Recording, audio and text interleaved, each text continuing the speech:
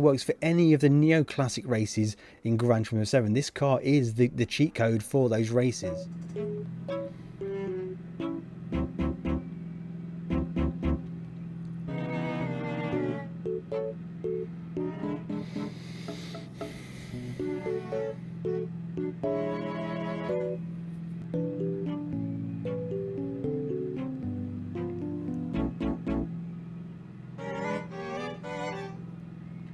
I bet you're wondering what I'm doing right now, and that's not a great deal. I'm sat in the World Touring Car 800, just doing nothing at all.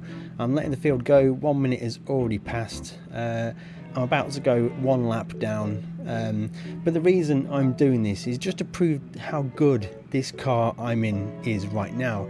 This is the R92CP. This is the Group C Le Mans car, and for Sardinia World Touring Car 800, it's absolutely incredible. We can do this race in around 23 minutes dead. Best lap time around 1 minute 29 dead.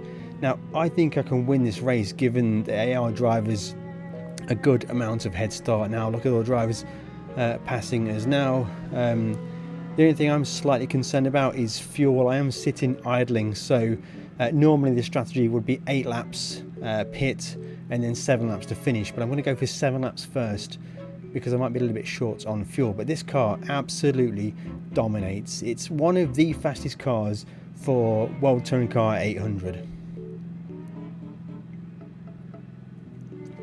And I think I'm going to give them 2 minutes 30 seconds head start. So that's going to be about a lap and a half. I'm going to see if I can win this race, because I'm going to try and just prove how good the car is and give myself a little bit of a challenge. In a previous video, I did do a challenge using a completely stock Group 3 car for World Touring Car 800. 30 seconds, off we go. Now, another challenge we're going to have is we're going to have cold tyres. 50 degrees are the tyre temperature. Just here is the tyre temperatures. That's using the SimHub app. I'm going to probably put something in the description for this one, but I'm going to give you a full race breakdown now. We've got 2 minutes 43 seconds behind the lead of this race and 15 laps to get it back. Now, yeah, this car's going to be a little bit compromised just because we've got cold tyres to start with. We'd usually start with 70 degree tyre temperature, but once we're up to a bit of speed, maybe the rears will get a bit too hot. Oh, that's a bit of understeer there. So the car is way compromised now because we let the tyres cool down. So it may take us a little bit of time to get dialed into this one. Looking at the temperatures now, the fronts are really quite cold. 150 board is where we brake at the end of the big straights. Now this tune, I'll show you the full tune at the end of this video, as I always do, guys. This tune has already been available to channel members. I just posted the picture to channel members, and they can just feel free to drive the car whenever they want to. But this is the challenge, guys, so closing in now. I want the first gear around these corners here. Not seen another car yet. Still got a bit of distance before we go less than 1 lap down. A little bit of lift onto the main straight. We are running racing medium tyres. I think that's the sweet spot. So we're going to open with a 4 minutes 4 second first lap, which is obviously way off the pace because we sat there doing nothing. I'm struggling with this one to get the car turned, and that is because the cold tyres, yeah, we're way out of the window. I didn't plan for this when I was considering this challenge. I had no idea the tyre temperature would drop so low, but this car is an absolute monster, and certainly once we get into the pits and put an even set of tyres on the car, that's when we can really drop the hammer. So yeah, understeer on the brakes is quite prevalent because the rear tyres are up to temperature. The front's not quite just yet. I might just drop the brake balance a little bit rearwards to get the car to turn on the brakes. 150 board.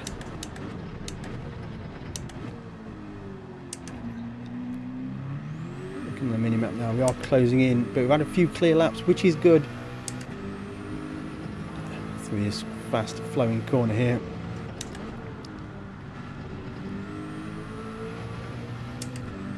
Let's see what we got coming into the final corner. Roll onto the throttle.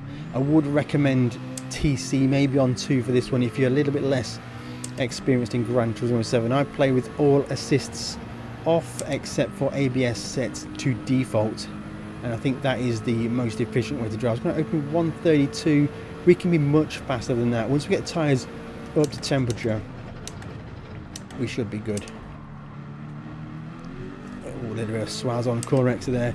This car has so much power, 750 horsepower to the rear wheels. It's an absolute monster. Flowing through this section here, it's really important to get a good run and exit on that right hander. I can see a car in the distance, 2 minutes 30 to the lead of the race. Just can't get the car quite turned into there. Still not really good on them front tyre temperatures. This car behaves so much better when you start with 70-degree tyre temperatures. So Portilla is making his first pit stop, as he does on lap number, well, it's his lap number 2, his lap number 4, but I'm only on lap number 3. So we've got a lot of work to do in this race, guys. I've got the blue flags, but that is because, well, essentially we're a lap down. We should be letting those cars through, but not a chance. We've got so much pace advantage on those guys. So it's a right battle, this one, guys. I probably underestimated how difficult this is going to be, especially with tyre temperatures. Fuel, how am I looking for fuel? I think I'm going to get to 7, fill the tank up. It's 1 minute 30, not a bad lap time. Tyres are starting to get into the window, I think. Oh, a bit deep on the brakes there. Had to really square that one off. That was a shocking corner, compromised by the Subaru on corner entry. Should have gone to the hot wide side perhaps. Blue flags are out. Not a chance I'm going to let him back past. What a mad race this has turned out to be. A proper chase race. Almost a lap and a half down. How's this one going to play out, guys? Let me know in the comments if you think it's possible. 2 minutes 30 down. But this car's definitely got the pace. 1 minute 30-second lap time already. I'm going to get some slipstream from these guys.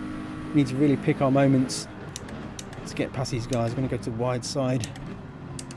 A little bit of door bang there. He's found some pace off the corner. A little bit wild on corner exit. Looking for a bit of space. Here we go. On the part of the track where the AI is absolutely shocking. And there we go. Can't really figure out how many cars I've lapped or unlapped just because, but I am 2 minutes 8 off the lead. So I'm on lap number 4. Oh, pitting. Oh, whoa, that was close. Portilla slow. Not sure why Portilla's slow. Maybe he didn't fuel properly. That was a bit wild though. I'm trying to get the car stopped. What was that? 132. Bit of a compromised lap time there. So we are giving away some time. 129s is easy for this car. 128s, I'm sure I can get into 128s. With the right track conditions and a clear track with the right fuel level, 128s is possible. And getting on the gas now, 3.5. We could go to lap number 8 on fuel, I think. Now it's stabilised a little bit. I guess we didn't use too much fuel when we were just idling there, waiting for the race to start. So lap number 5. There we go, significantly quicker lap time now. Flowing through there, lovely, absolutely perfect. You need to make sure you brake early enough with this car, because again, we're still not just, the front tyre temperatures aren't really where we want them to be. So we definitely compromise with front tyre temperature. Popping on the wheelie there, up racing to the line. It's into the 129s just, and we're pretty good on fuel actually. Need to just go into the first gear just to get the car to rotate there.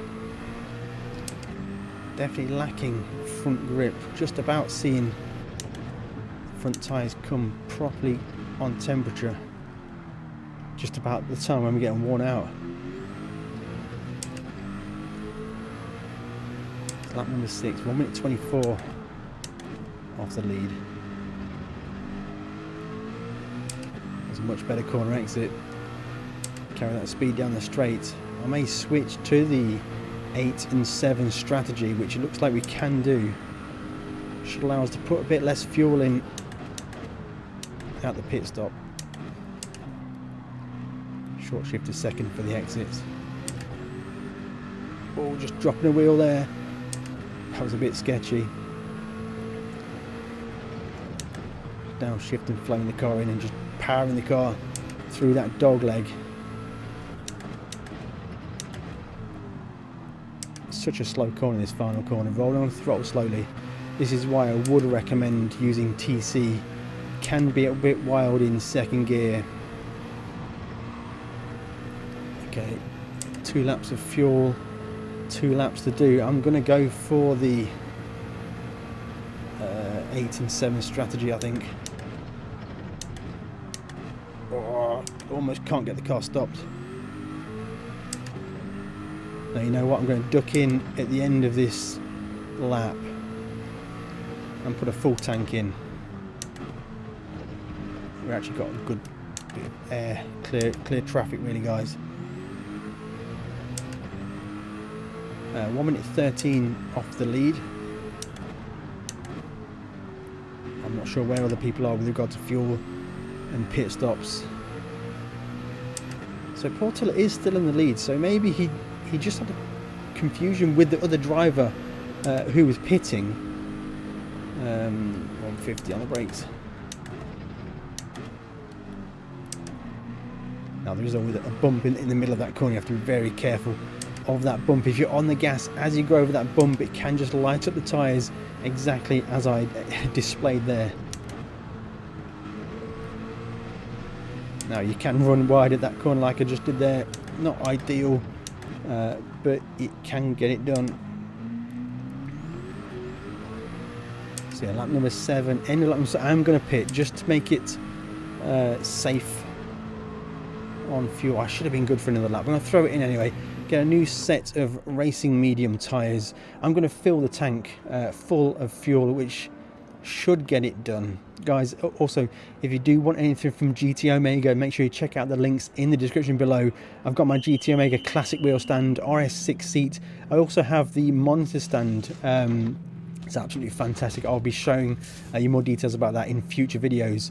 I've also got the Pennzoil livery on the car, as we had on the Money Mog. As an absolute mad build I've got on my channel, guys. So a full tank of fuel.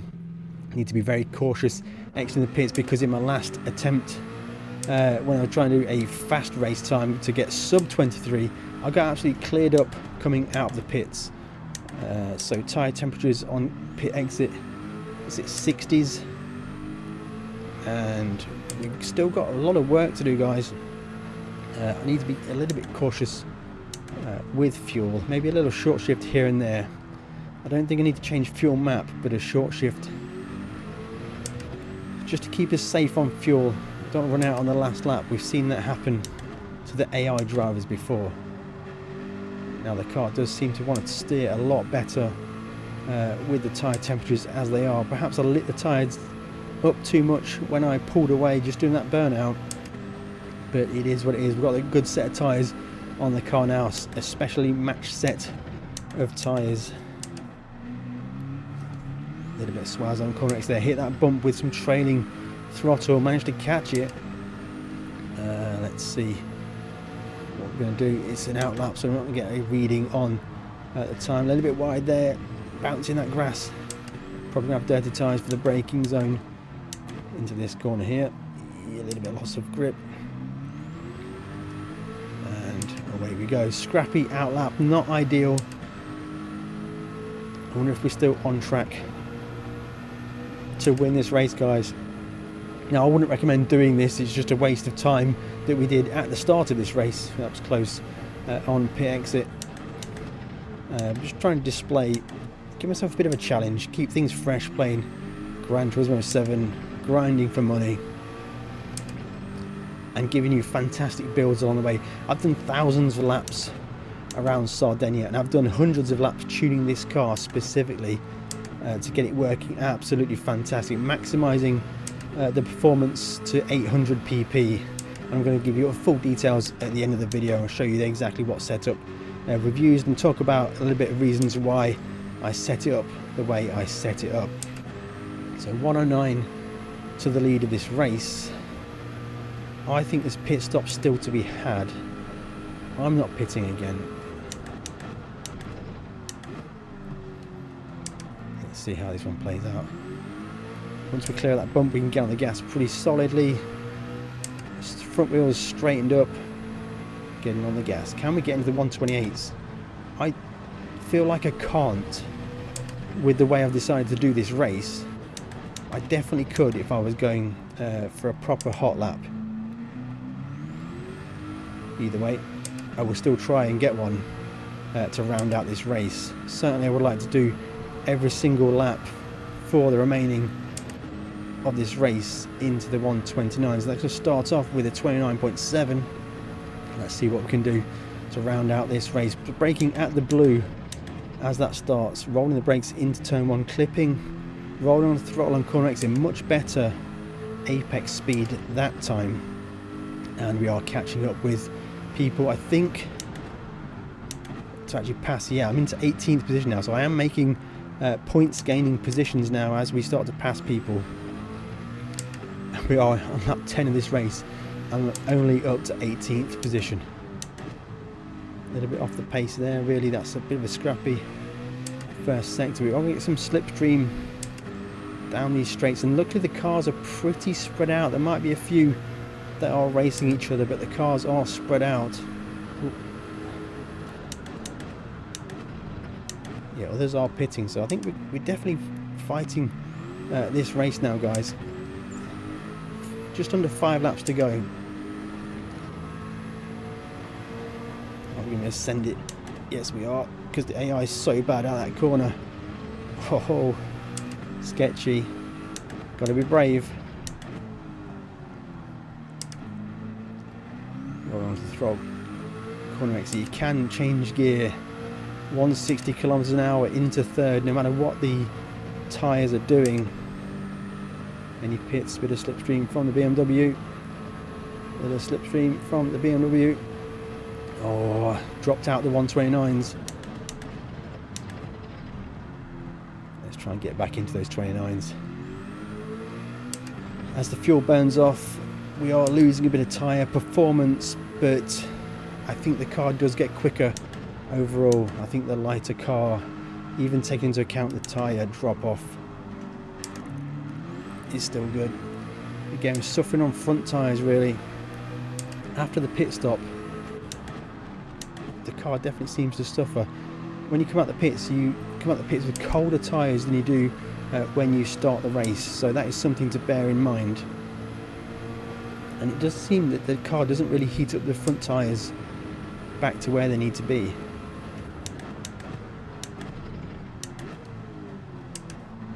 I wonder if putting the brake balance forwards would energise the front tyres a bit. 41 to the lead of the race, but that is with a pit stop around the outside of the Ferrari. We'll send it on the brakes for the Mazda. I think we can. No, he's going to stall us. Wow, so Mazda's going for it. I've never seen him drive like that. 23 seconds after the lead of the race. That's with pit stops taken into account, I believe. And that's Portilla. So again, just missing that 29, which is not ideal. And on the brakes into turn 1. Start the blue, rolling second gear through turn 1, rolling onto the throttle.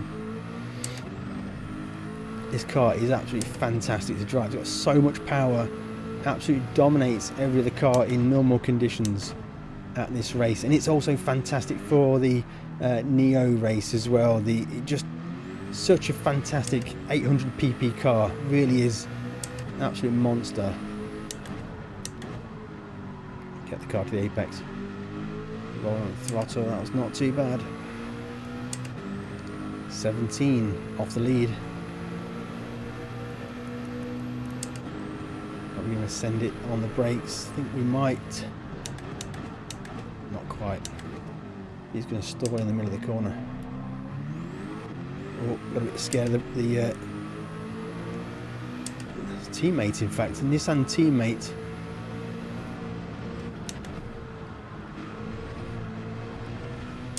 Oh, there we go. On the brakes just before the 100. The car stopped, squared off, rolling onto the throttle. In fact, Portilla's going to pit.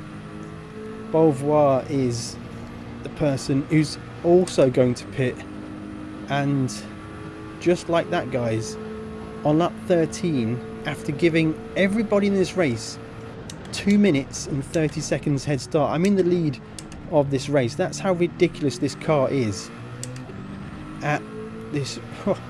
Well, let's see how much I could have given everybody as a head start. So I thought this might have been a challenge, but it turns out this car is just unbeatable. Now, I'm playing on hard difficulty. I always play every race I play in Gran Turismo 7 on hard difficulty. It's the way I test all of these builds for you guys to make sure that they are as good as they can be. But yeah, this car, it's not even fair. This car is literally like cheating, and what an absolute weapon. So already 10 seconds ahead of second place. Probably 2 laps to go, 2 and a bit laps to go.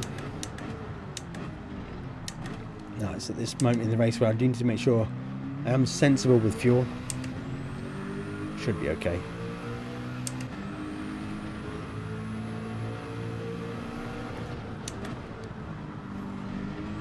That dogleg is a difficult corner, but this car really does go through it pretty nicely. Well, I'm onto the throttle.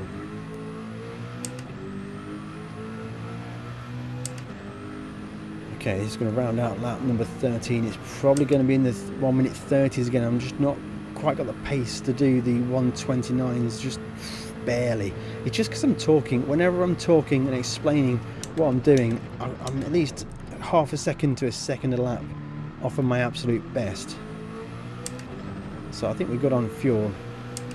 What I might do, guys, I might do a concentration lap for the final lap of this race, so you can ride on board, just listen to the sounds of the engine and just see what lap time we can produce. Tyre wear wise, we are a little bit of tyre wear, but we opt to tyre temperature. We might be able to get something good out of it. It's certainly optimal when it comes to fuel. So I'm going to do a mouth shut lap on lap number 15 and see what lap time we can produce. We're good on fuel. If you are suffering a bit with fuel, if you are using auto gears, you can just change the fuel map to fuel map 2. You'll still have plenty of power to use in this race. Pretty consistent lap times. Getting a wide entry for the... Oh, there's a lot of traffic. That's going to give us a big problem for the push lap at the end. But we'll see what we can do. In fact, it might give us a slipstream. We'll see what we can do. It's going to compromise the corner entry. Oh god. Oh god. Okay, it's going to be a slow start, but we'll see what we can do.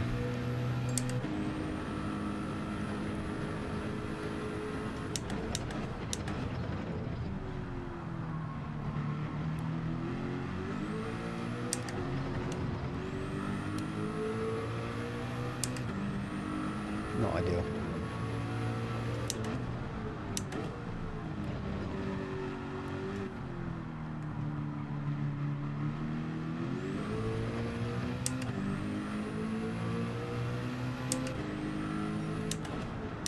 I'm a second off already.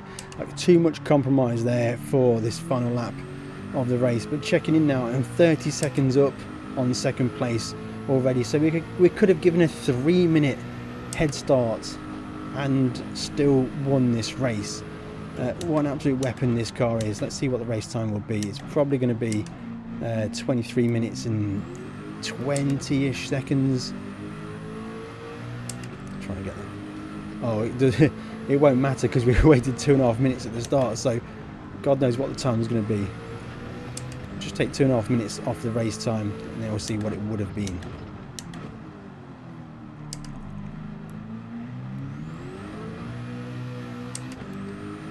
So it's probably going to be 26 minutes, give or take. So I'm going to finish this race in 25 minutes and 45 seconds. We're going to get the win, and I sat doing absolutely nothing for 2.5 minutes. Okay, so 25 minutes, 45 seconds, take off 2.5 minutes. That is 23 minutes and 15 seconds with a scrappy race, to be honest, guys. My best was only 1 minute 29.4. This is a sub 23 minute car. And of course, we're going to get this 727,500 credits. Here is the bit you are most interested in. This is my 800 pp setup for Sardinia World Touring Car 800. Also works for the Spa 1 hour race, and also works for any of the Neo Classic races in Gran Turismo 7. This car is the cheat code for those races. Now, I am using racing medium tyres front and rear. I think that is a great balance for tyre wear and tyre performance. Using a bit of a hack to get the most mechanical grip possible, most mechanical front end grip possible. Every setting on the front column down to natural frequency is at the minimum, and every setting on the rear column is at the maximum. So maximum rear anti-roll bar, maximum compression ratio damping, maximum natural frequency. I've got 1.7 degrees of negative camber all round. I have got 0.1 degrees of toe in at the rear, 0.1 degrees of toe out at the front, and the fully customizable LSD is 5, 15 and 5. I do have the fully customizable racing transmission, and I have set it to be 370 kilometers an hour top speed. I haven't done any manual gear adjustments, but here are the numbers. I have 95 on the power restrictor, 11 kilograms of ballast, minus 43 of ballast positioning. The fully customizable ECU is at 100, and for the rear wing it's maximum rear downforce and almost minimum front downforce. It's 508. This is a great way to get a low PP and just leave you with so much power in the car, and Sardinia is all about power. It's a great power track. Moving across, I have the normal turbocharger installed. I do not have the medium RPM turbocharger. Nothing else here is set. It's completely as default. For the brake balance, you can change that during the race to be, well, whatever you prefer it to be.